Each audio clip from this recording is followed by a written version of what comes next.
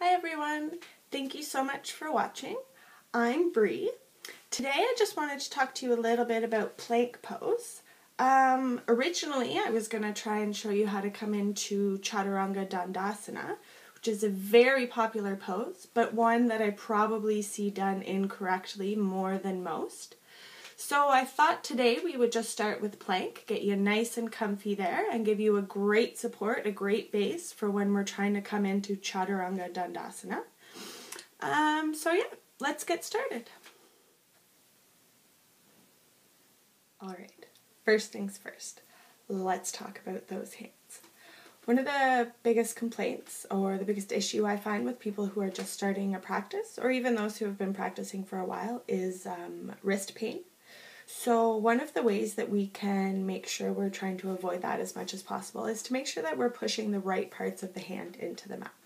So the parts that we want to be pushing the most pressure with are this nice meaty fleshy part at the base of your thumb and just underneath your index finger. Obviously your whole hand is on the mat, your fingers are spread nice and wide, but we want to make sure we're not putting a lot of pressure right here, and that will take a lot of the pain out of the wrist. One of the ways you can practice this too is just coming up against a wall and just pushing into the wall, making sure that we're putting the pressure in the right spots, and then it will come naturally when we're in these poses. Because this doesn't just apply to plank, it also applies to downward dog, upward dog, cobra, anytime that you're really pushing a lot of weight into those hands. So now that we've figured out what to do with our hands, let's figure out what to do with the rest of our bodies. Okay. So let's get into the fun part now. A lot of people think that they don't have enough arm strength to come into plank pose, but usually that's not true because plank pose is not all about the arms. It's your whole body, your back, your legs, your core, and of course your arms. But if you really have a hard time with this, a great place to start is just coming into tabletop and really focusing on just getting that base right. So your wrists are always below your shoulders, keeping those muscles stacked. Your core is nice and engaged. We are pulling that belly button right to the spine, which also is protecting that lower back, of course. From here, you want to keep a nice flat back. You want to be hunching into those shoulders. That's not good for those. You really want to push that mat away, lifting those shoulders up, and then bringing them out and away from the ears. Your neck here is nice and natural. It's a perfect natural extension of your spine, so we're not forgetting about that head and letting it fall.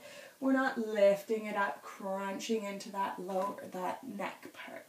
So from here, a nice little way to come into this is just on an inhale, lifting those knees up just an inch or two off that mat. Gives you a nice feeling of how plank pose is going to feel. So again, those shoulders are nice in line with the back, pushed away from the ears. Core is nice and tucked in, and you're almost tilting that pelvis forward and reaching that tail behind you, lengthening out that spine.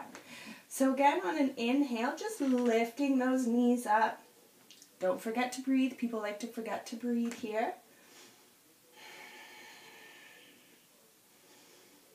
And on an exhale, just releasing those knees. You can always come down into child's pose for a nice little break here.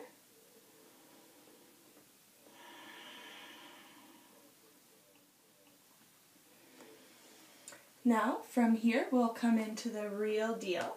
Most times, you'll be coming into plank pose from downward dog. Every class is different, so I won't say this always happens. But usually, most often, this is how it will.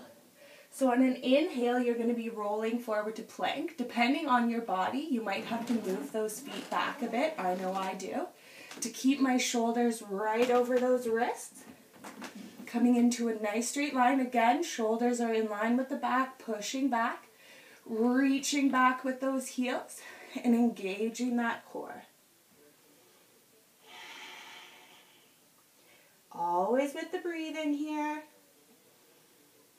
And then exhale, releasing those knees. Again, if you'd like, taking a break in child's pose.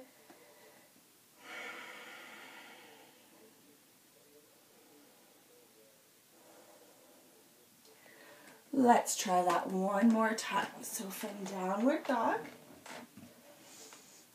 we're rolling forward on an inhale. Again, you might be able to just come right down into this. You might have to make a little adjustment with the feet. Body is in one straight line. Belly button is to the spine. Don't forget where we're pushing into those mats. Shoulders are back and out.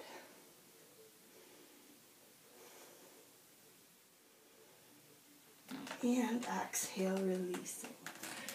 There's always tons of variations in almost every yoga pose, so I'll give you a few here. Anyone with wrist injuries or carpal tunnel, a great place for you to start is on your forearms. For me, I find this pose a little bit more tricky than normal or your full plank, but the same rules apply. Those elbows are right under the shoulders, your body's in one straight line, core is engaged, and we are breathing.